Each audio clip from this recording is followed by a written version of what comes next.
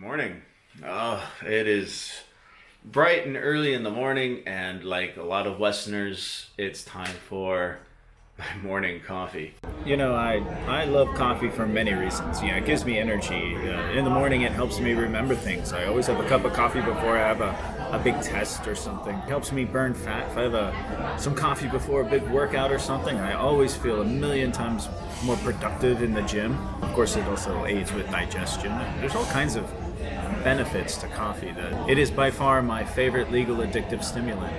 Now, Westerners will make their coffee at home because most coffee shops are not open until 10 o'clock in the morning. So that early morning cup of joe that you're used to on your way to work does not exist in China. I do have a drip coffee maker that makes a coffee pot, but that tends to be too much for just little old me. So what I have instead, and what are very popular, little instant coffee drips. What you do is you just tear it off. Got this really cool engineered contraption which you use to place over the cup. And then you just pour the hot water in there and you've got drip coffee in the morning. To round out my coffee addict status, this one is the Maxwell House. I also have Japanese ones. These are better than the American one, I think. Latte mix, Swiss Miss hot chocolate mix. I got a green tea one and a peach tea one. And then I have my Nescafe, latte mix, milk and sugar, whatever else I want to put into it. Italian coffee. I found this Coffee Mate mix at the local BLT, but it's not very good. And then a friend of mine who went to Costa Rica, brought back some Costa Rican coffee for me, which I love. Big jugs of Coffee Mate, the French vanilla or the hazelnut Coffee Mate that you see at all the 7-Elevens back home.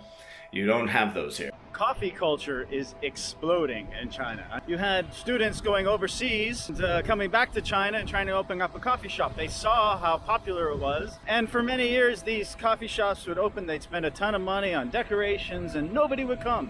And so after 2 or 3 months, either they changed over to a tea-only shop or they just closed their doors completely. But in recent years, things have been changing. This is Luckin Coffee, and Luckin Coffee is a fairly newcomer on the block, but there's no menu, and you have to order on their app. So the vast majority of their orders here actually are online and delivery.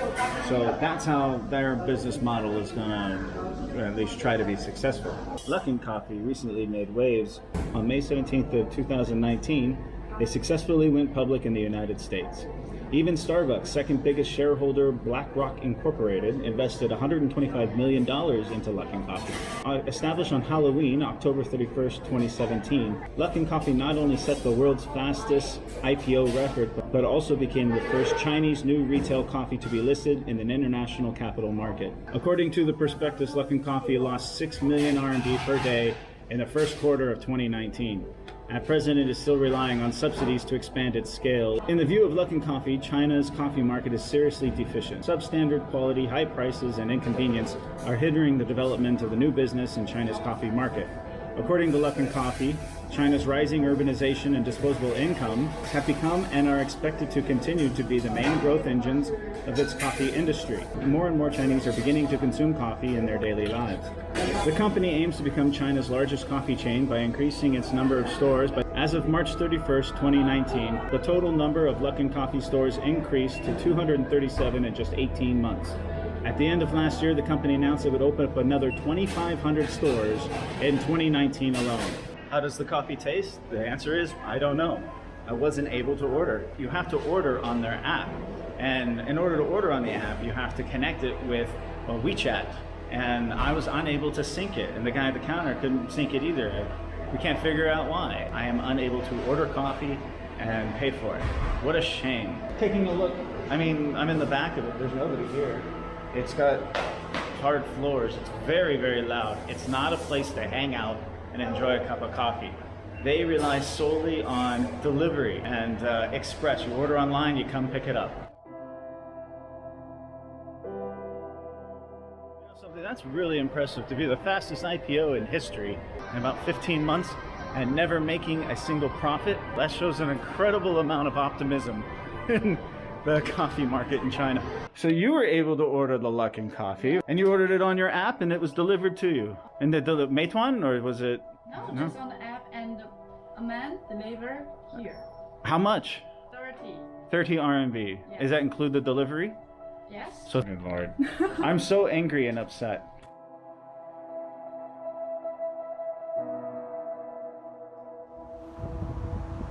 Right over here is Solo Cafe. Solo is one of the smaller groups. There's one in Shaolan too that is capitalizing. They have all-day breakfast and pretty good menu.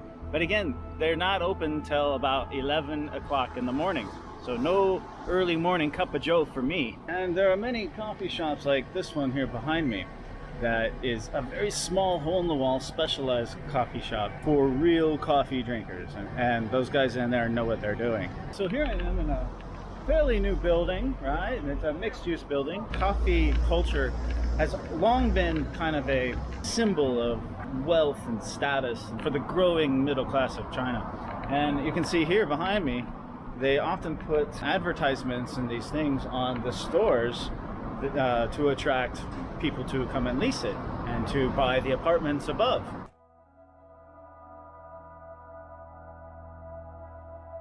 This is one of my favorite places in town, Man Coffee. And the coffee's okay, but the environment inside is very, very unique. It's a wonderful creative place to do your work, and they actually have good food here too.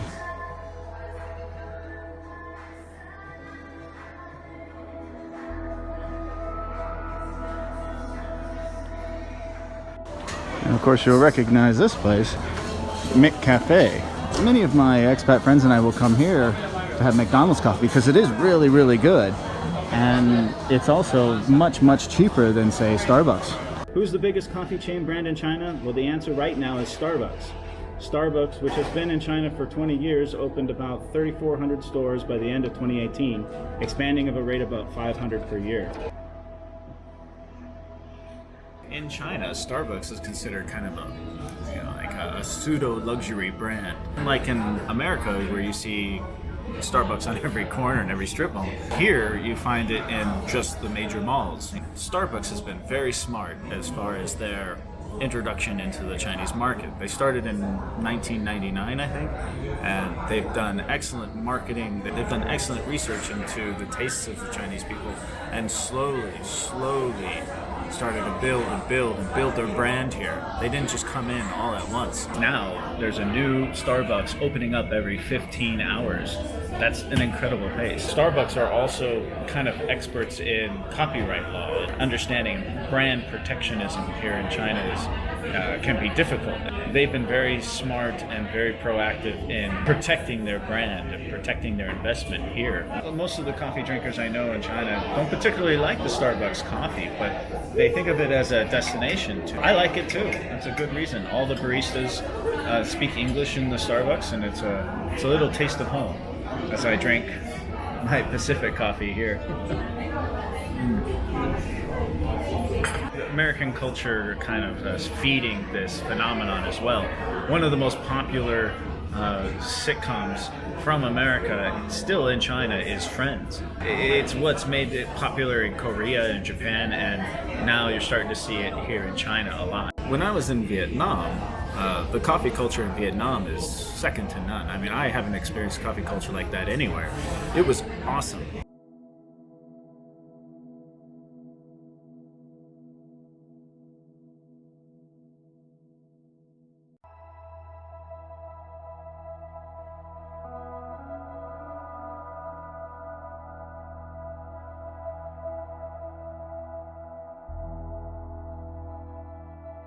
I'm in heaven, guys. I really am. I love this place.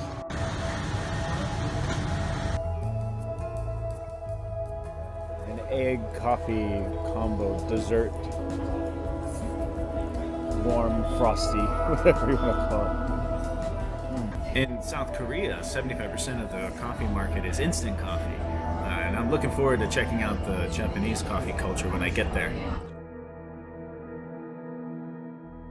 So let's just walk into a regular grocery store and see what the coffee selection is like. This is called RT Mart, and it's basically an all-in-one like a Target or Walmart, but it also has a giant grocery store. First thing I want to check out is appliances and see if they have any drip coffee appliances. I've never been to this one before, so I don't know.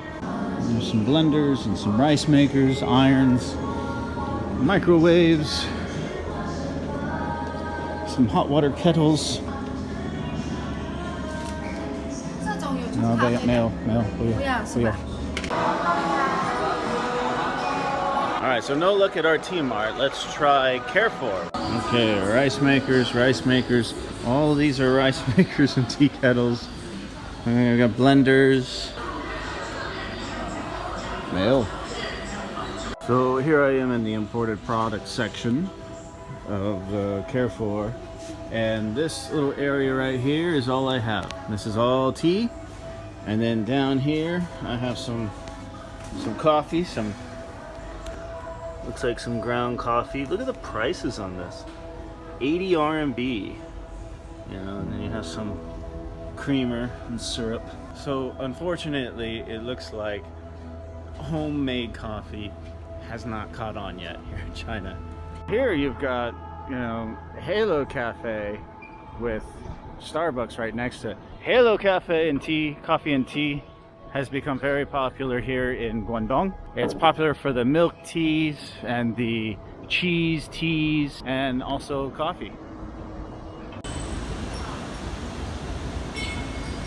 This is an article from Shiqian from the China Daily, and this is May 10th of 2019. 44-year-old Zhao Zhongdong prefers his coffee served black.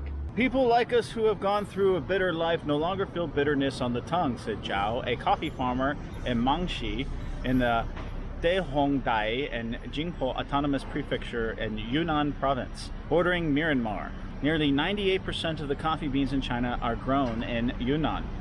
Over the past 2 decades, the beans, hand-picked by the likes of Zhao, have made China a historically tea-drinking and cultivating nation, one of 21 countries in the world claiming annual production of more than 100 metric tons of the crop. The cultivation area in China surpassed 1.2 billion square meters in 2018, yielding 140,000 tons of beans annually, about 1.5% of the global total, according to the Coffee Engineering Research Center in Mangxi. The beans also provide an important source of revenue for the poverty-stricken region, where average annual per capita income was once below 3,200 yuan, while the national average in 2018 is 28,000 yuan. Sharing a similar latitude and climate as renowned coffee-producing regions such as Colombia and Jamaica, Yunnan is believed to be the first place in China to grow the beans, beginning with the French missionaries in the late 19th century. However, it was not until the 1980s, when the global conglomerates like Nestle made pioneering entries into the country, that coffee became widespread in the region, gradually replacing other crops such as sugarcane and rubber because of its high profitability. Today, the province is home to China's own coffee-producing giant, home-brewed. I think that's how you pronounce home-brewed. I don't know about them. Starting as a supplier to Nestle and Starbucks in the 1990s, the company decided to promote its own brand at the turn of the century by collaborating with hundreds of thousands of farmers in the province. With a manufacturing line capable of producing 33,000 tons of instant coffee annually, the company posted 3.2 billion yuan of sales last year. Home-brewed, along with other local coffee producing and trading businesses, promises to purchase all of the coffee beans grown by individual farmers at a minimum floor price, regardless of the commodity price in the global market. Zhao, the farmer, reaped upward of 30,000 yuan from his 2-hectare coffee plantation last year, more than triple what he made from growing sugarcane 7 years ago.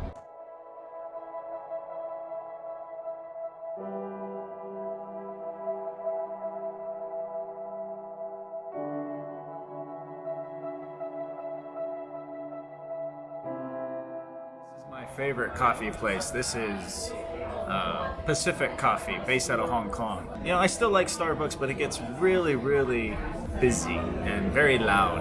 What I like about this place, I mean, it's very popular right now because it's early afternoon, but usually it's quieter and they have carpeted floors, which really makes a difference as far as the sound goes.